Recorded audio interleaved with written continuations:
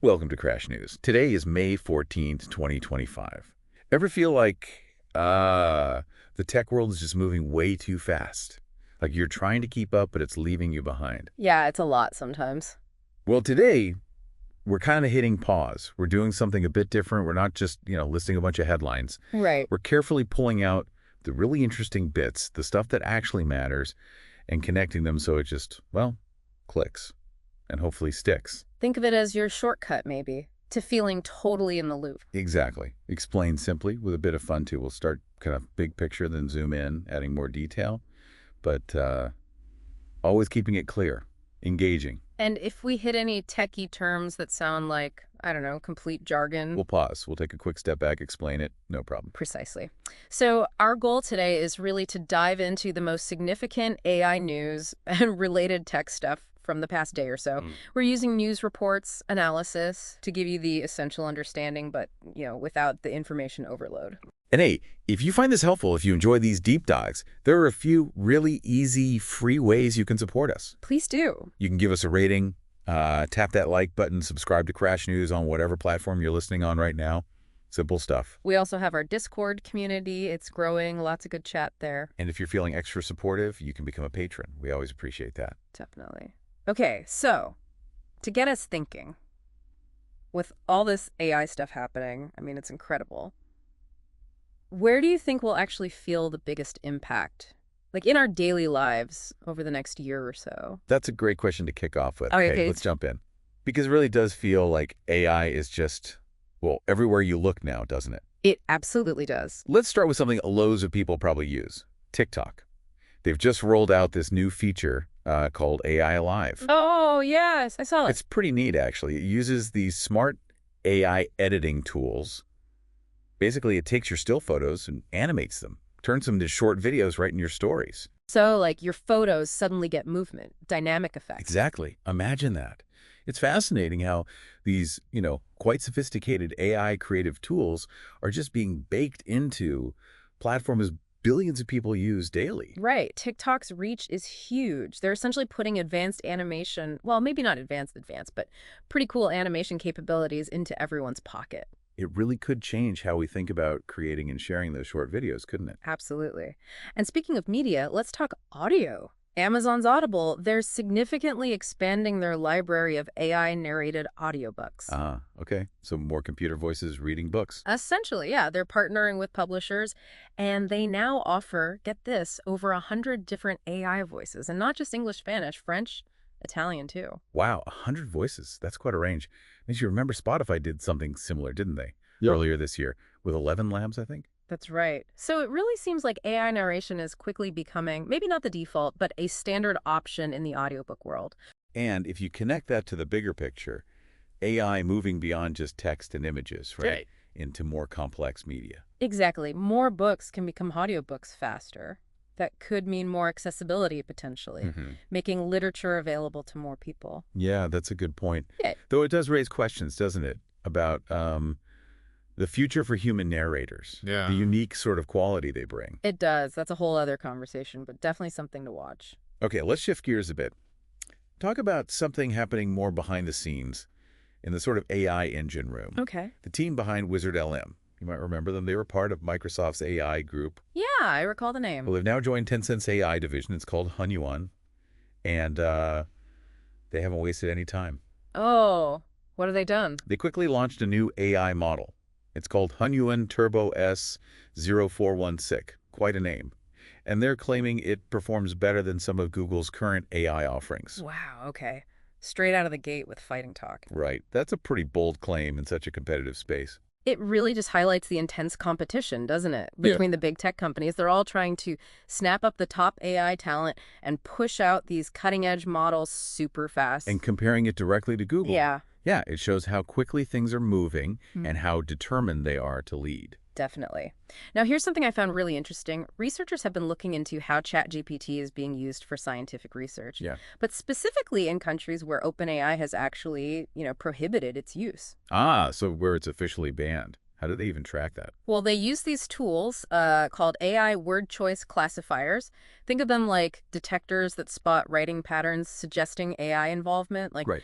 maybe using certain fancy words really often. Okay, I see. So what do they find? They found that, yeah, it looks like ChatGPT use for research is actually higher in some of these prohibited countries. Hmm. Like, by August 2023, a much bigger chunk of academic papers shared online in China showed signs of AI content compared to countries where access was legal. Huh.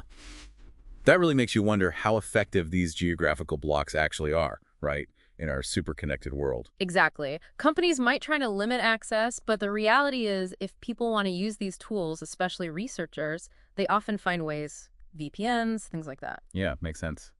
Did the research find anything else? It did, and this is quite revealing. While using ChatGPT seemed to correlate with more people, like looking at and downloading these papers. Okay, so more views, more downloads. Right. But it didn't actually change how often other scientists cited those papers or where they ended up getting published in journals. So more eyeballs didn't necessarily mean more scientific impact or recognition. Precisely. It kind of suggests that while AI might help with the writing process, maybe make things look slicker, get noticed initially, the actual core quality and importance of the research itself, that's still what really counts in the scientific community. That's a crucial point. Okay, moving on to how we actually use these AI systems. There's been some analysis looking at the chat interfaces we mostly use now, like talking to ChatGPT. Uh-huh. The text box approach. Yeah, and it identified 5 key problems. The main one seemed to be that these interfaces basically force us, the users, to adapt to how the AI model works. Instead of the other way around. Exactly, instead of the AI adapting to us. The expectation, or maybe the hope, is that the next generation of AI assistants will have much more flexible UIs, user interfaces, and they'll be better at just telling us up front what they can and can't do. Yeah, that's a really important point. I mean, chat interfaces were great for getting started, right? Making large language models accessible, but maybe they're not the perfect long-term solution. Seems like it. We should probably expect future AI assistants to be more intuitive, maybe more personalized, learning our needs over time. Yeah, adapting to us. And it's not just the interface, it's how companies are thinking about AI fundamentally. Look at Duolingo. The language learning app. Yeah, they've announced this major strategic shift. They want to be an AI-first company. AI first. What does that actually mean for them? Well, they're integrating AI across everything. Their products, their internal workflows, they've got these new core principles like start every task with AI, dedicate time for teams to learn about AI, experiment carefully, keep up technical standards. Wow. That sounds like a huge commitment, a big bet on AI's transformative power. It really does. And Duolingo's move probably reflects a broader trend, right? Companies realizing AI isn't just an add-on feature, it's foundational tech that could reshape their whole business. Totally. And their focus on learning and careful experimentation seems smart. You kind of have to tread carefully in this fast-changing space. Absolutely essential. Now, this next one is pretty fascinating, digs a bit deeper into AI architecture. A Japanese AI company, Sakana AI. Sakana AI. Okay. They've introduced a new AI model. They're calling it the continuous thought machine. Continuous thought machine. Intriguing name. What's different about it? Well, it's inspired by how the brain works, specifically this idea of neural timing. Basically, the individual sort of neurons in this AI can remember their past actions and coordinate based on the timing of the activity. Okay, that sounds complex. Brain-inspired, does it work better? Right now, maybe not across the board compared to traditional models, but it offers a potentially big advantage. Researchers seem to get a better understanding of how it reaches its conclusions. It's more transparent. Understandability. That's huge in AI. Exactly. And interestingly, like some other recent AI models focused on reasoning, it seems to give better answers if you give it more time to think. Let it mull things over. Kind of, yeah. What's really exciting about Sakana's work is this push towards more biologically inspired AI, moving away from purely statistical models. It could lead to AI that's not just capable, but also more understandable, and that's crucial for trust. Definitely a space to watch. Okay, quickly on the more technical research side, couple things. First, something called EAR. EAR, like the thing you hear with... No. EAR. It stands for Visual Auto-Regression Without Quantization. Okay, that sounds very technical. Break it down. Okay, simpler terms. Yeah. It's a new way for AI to generate images directly. But it avoids a step called quantization. Think of quantization like rounding numbers. It simplifies data, but you can lose fine detail. Ah, okay. So ER skips that simplification step. Right.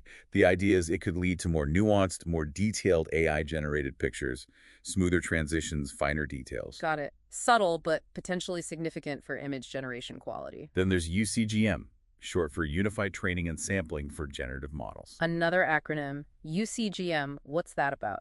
This is basically a common framework, Hmm. like a shared set of tools. You can use it for training different kinds of generative AI models, the ones that create images, text, audio, all that stuff, and also for getting those models to actually produce the content. So like a standard toolkit for building and using these creative AIs. Pretty much. It could help standardize and maybe streamline how researchers develop these generative models, Hmm. make things more efficient. Makes sense. A shared foundation. Okay, moving into maybe more practical stuff. The community around AI. Yeah, Meta just held its first LlamaCon hackathon. Yeah. Llama, their family of AI tools. Oh, right, LlamaCon. How did that go? Big success, apparently.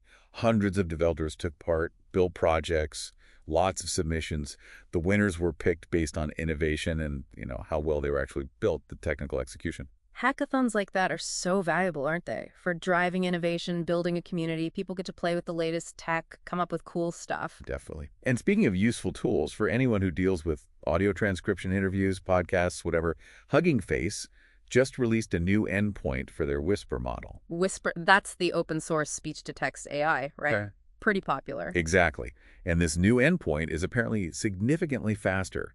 They're saying up to 8 times faster at transcribing audio. 8 times. Wow, that could be a massive time saver for a lot of people. Huge. Yeah, the speed and efficiency of tools like that Whisper endpoint are really key, making AI tech more practical, more accessible for real-world uses. Transcription, better voice interfaces, all that. Totally. Now, this next one is an interesting strategic move in the big tech world. Microsoft. Okay, what are they up to? They're planning to host Elon Musk's Grok AI model on their Azure AI Foundry platform. Grok.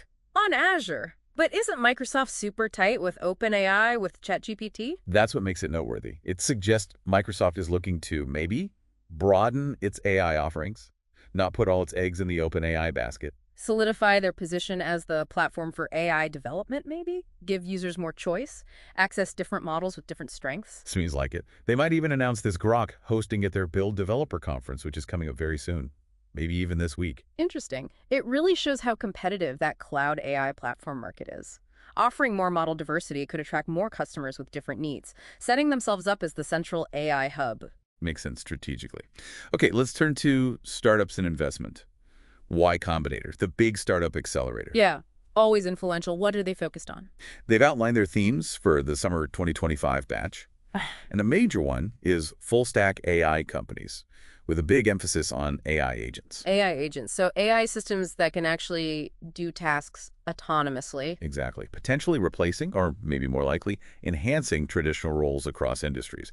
Think virtual assistants, healthcare automation, personalized education. Lots of possibilities. YC focusing heavily on agents signals a growing belief in AI moving beyond just assisting us, right, to operating more independently. Yeah. Could spark a whole new wave of AI-powered services and businesses soon. Definitely one to watch. Anything else on the model front? Just quickly, AI2, the Allen Institute for AI, they released a new, relatively small AI model called Olmo 21B. Olmo 21B. Small, you say? Yeah. Only 1 billion parameters, which sounds like a lot, but it's small compared to the giant models. But here's the thing. It's reportedly outperforming similar-sized models from Google and Meta on several key benchmarks. Huh. So smaller can still be mighty sometimes. Suggests so. You don't always need those massive, super complex models to get impressive results in certain areas. That's great news for efficiency, right? Heck. And maybe deploying AI where resources are tight makes the tech more accessible too.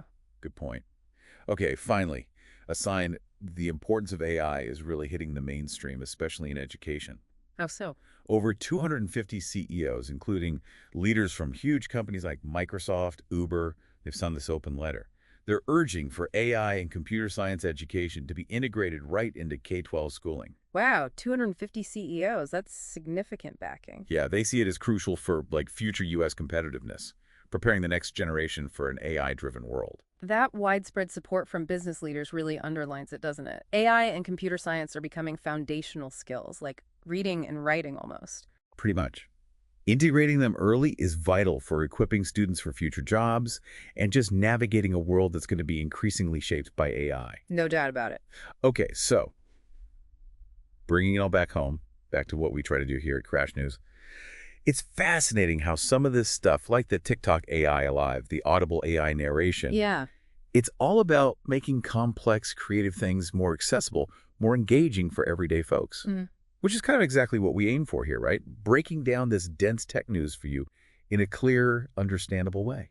That's a great connection. And it's interesting, too, how we started our chat today with those more user-friendly applications, photo animation, audiobooks, and then kind of gradually moved into the deeper tech stuff. Like the neural timing models, the visual autoregression. Exactly. It mirrors how the field itself evolves, doesn't it? Starts with more intuitive uses, then dives into the heavier research and development. Yeah, it really does. So it makes you think, how do we find that sweet spot? Balancing the desire for these incredibly powerful AI tools with the fundamental need for them to be easy for everyone to grasp and use. That's the million-dollar question, isn't it? As this tech keeps racing ahead, how do you design these powerful tools so they empower people but don't just overwhelm them with complexity? This huge challenge, absolutely. Okay, so let's wrap up this deep dive. The key takeaways today, I think they're pretty clear. Go for it. AI is advancing incredibly fast. We're seeing really exciting new creative uses popping up constantly. Right. We're also seeing major progress in the underlying AI models themselves.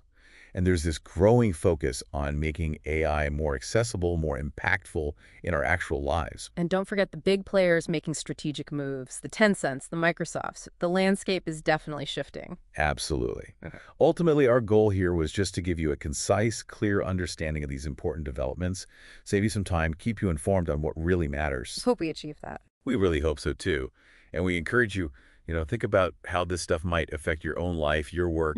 AI isn't some sci-fi future thing anymore. It's here, and it's changing fast. Exactly. So maybe a final thought to leave you with. Yeah. With AI becoming so deeply embedded now in platforms we use daily, even in how science gets done, what new ethical questions or maybe societal questions do you think we'll need to tackle soon? Stuff that maybe wasn't even on our radar before all this rapid change. Ooh, that's a big one. Definitely something to mull over. What unforeseen consequences might emerge? Yeah. Something to keep in mind as we watch all this unfold.